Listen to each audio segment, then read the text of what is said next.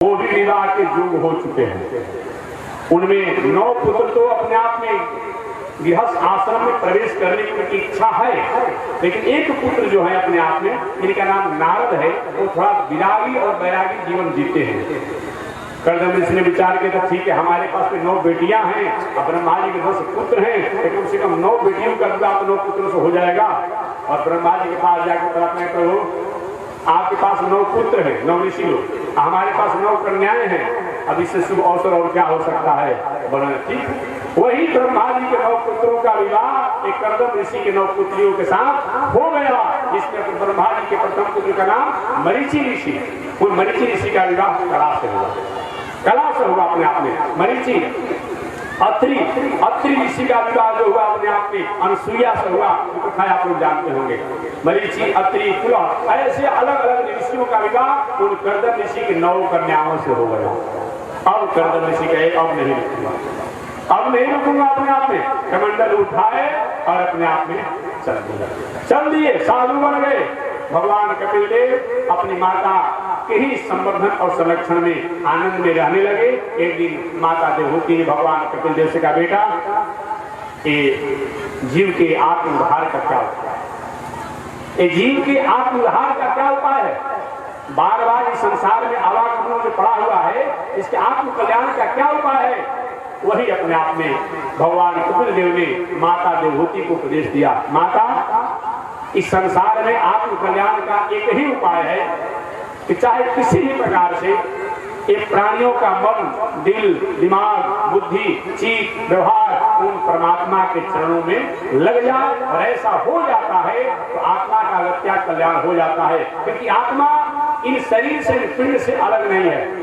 ये आत्मा इन शरीर और पिंड से अलग नहीं है, ये शरीर और पिंड के ही अपने आप में मर्यादा में रहता है।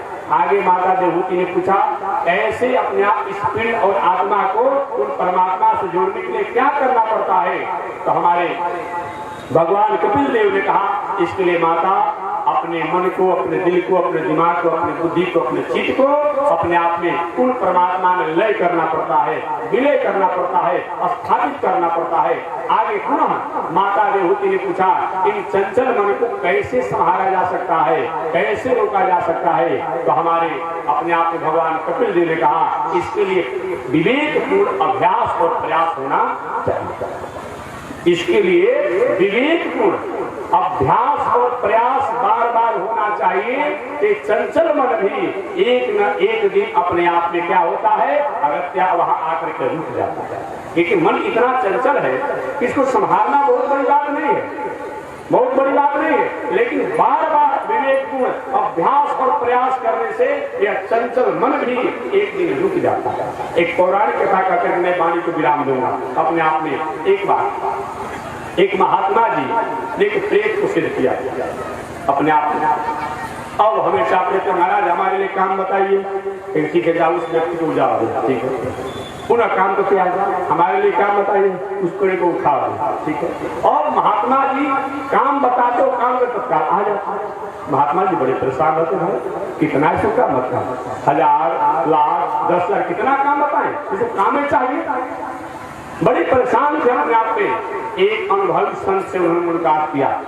अनुभवी संत से महाराज मैंने एक प्रेत को अपने आप में सिद्ध किया, वो तो हमको काम पूछते पूछते और करते करते अपना परेशान हम बताते बताते कितना हम काम भूल गए। महात्मा ने कहा, इसका उपाय है, वो कभी आपके पास आएगा ही, महाराज बता दीजिए कैसे नहीं आएगा। काम पूछेगा नहीं, ठीक है, अपने घर के बाहर द्वार पर, चौराहे पर एक खंभा गाड़ दीजिए, बांस का जी गाड़ और गाड़ करके उस प्रेत से कहिए कि तुम ऊपर से नीचे, नीचे से ऊपर चढ़ते हो। और क्या हुआ, अब महाराज हमारे लिए काम। महात्मा जी ने कहा, इस खंभे में, बांस के खंभे पर ऊपर से नीचे चढ़ो, नीचे से ऊपर आओ, ऊपर से नीचे चढ़ो। और प्रेत जो है रात में उसी में ऊपर से नीचे, नीचे से ऊपर, ऊपर से नीचे, और उसको समय काम किसने का मिला ही नहीं। महात्मा ने शांति को प्राप्त किया। ठीक वही हमारा मन नहीं है, ये चंचल है, एक जगह रुकता नहीं है। ऐसे मन को बार बार अपना विवेकपूर्ण अभ्यास और प्रयास द्वारा अगर अच्छे कर्म में लगाया जाता है, यह चंचल मन भी एक दिन आकर के रुक जाता है और अपना स्थापित हो जाता है। यही योग शास्त्रों में चाहे पातंजल योग दर्शन हो या और जो दर्शन हो, सारे दर्शन का यही निचोड़ है, यही संदेश है, ऐसा बताया गया। वही भगवान कपिलदेव ने माता देवहूति को बताया। एक दिन देखते देखते अपने आप में माता देवहूति अपने भगवान पुत्र कपिलदेव के सामने ही अपने पंचभौतिक शरीर को समाप्त कर दी। भगवान कपिलदेव ने माता देवहूति का संस्कार किया और पुनः अपने आप में जाकर सागर में अपनी तपस्या में लय हो गए। वही कपिल भगवान सागर में तपस्या करके अपने जीवन को अपने आप पिताप करने लगे। ऐसे भगवान कपिलदेव के बाद आगे चलकर कोई वंश नहीं चले। इस प्रकार मनु महाराज कि अपने आप बताया आज समूह मनु तो बताया गया तीसरी पुत्री जिसका नाम था प्रसूति। उस प्रसूति का विवाह जो हुआ अपने आप में प्रजापति दक्ष के साथ हुआ था। जो प्रजापति दक्ष द्वारा अपने आप 16 कन्याएं हुई, एक भी कोई पुत्र नहीं हुआ, ऐसा अपने आप बताया गया। इस तरह ये वंश परंपरा को बताया गया। पुनः उसी जो मनु महाराज के पुत्र थे जिनका नाम उतानपाद है, उन उतानपाद के अपने आप में 2 पुत्र थे, लेकिन 2 पुत्रों में अपने आप में चिरंजीवी और भविष्य के अपने आप में आनंद करने वाले, जगत को आनंद करने वाले जो वे, उनका नाम ध्रुव पड़ा। वही ध्रुव जी महाराज की वंश परंपरा आगे चल करके पूरे जगत को कल्याण और प्रताप की। बाद में चलकर मनु महाराज के पुत्र जो बड़े पुत्र प्रियव्रत है, वो प्रियव्रत भी तपस्या साधना करने के बाद में राज्य काज की व्यवस्था को संभाले और उनके द्वारा भी आगे चल करके वंश की परंपरा हुई। इस तरह ब्रह्मा जी के सृष्टि में ऐसा वंश का विस्तार हुआ। आगे ब्रह्मा जी को इस पर भी शांति नहीं मिली तो पुनः और आगे सृष्टि बढ़ाने की उन्होंने इच्छा किया। तो शेष चर्चा अगले दिन मैं करूंगा कि कैसे अपने आप में एक कथा माने ज्ञान, कथा माने ज्ञान, कथा माने विज्ञान, कैसे वह ज्ञान और विज्ञान के कारण ही सृष्टि के प्रारंभ में ये जगत का विस्तार हुआ। इस शेष चर्चा अगले दिन। आज इसी के साथ वाणी विराम।